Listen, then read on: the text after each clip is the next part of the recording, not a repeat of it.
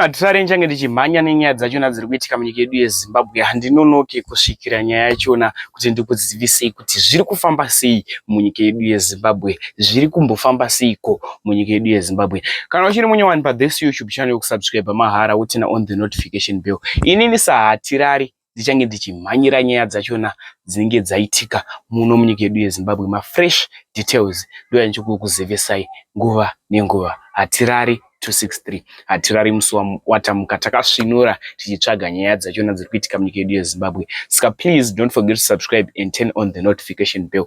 Murambatsvina again. I think vazhinji vanoziva kuti murambatsvina ndevaya vanopwanyira vanhu. Pa place yaunenge wakavakira usina kupuwa permission. Ungosvika uchivaka imba yako kana utengeserwa stand isina mapepa, ungosvika uchivaka imba yako. Vanosvika vachipwanya. Why ndati murambatsvina again? KuHighland musi uno pane vaipwanyirwa mashops nemusika vachibvisirwa zvichinzi zvichibva ipanapa haisi place yekutengesera. Nhasi kuBay Vedea pane vapwanyirwa dzimba. Ndinokumbira kuti zvinofunga comment section pamusoro penyaya iyi. Imba inenge yakadhura kuvakisa ende waisa zvinhu zvako mukati, imba yongosvika ichipwanywa. Tikutaura zvemba dzanga dzakugarwa.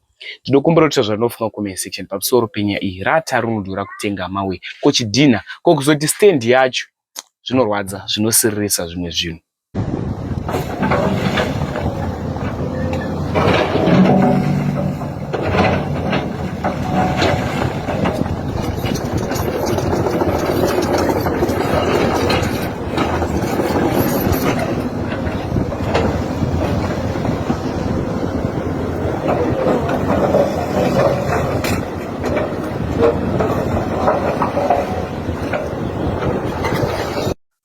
I think muri yeZimbabwe tiri kuzvionera zviri kuitika munyika yedu yeZimbabwe. Kupwanyirwa imba hazvisi easy. Zvinorwadza, zvinosiririsa. Ende mari pamwe unenge wakaita yekutora chimbadzo, wakaita zvekutora loan, and then imba yako yosvika ichipwanywa, woudzwa kunzi pawakavakira hapabvumirwe kuvaka imba, kuti hapabvumirwe kuiswa imba inzvimbo kana kuti yechikoro.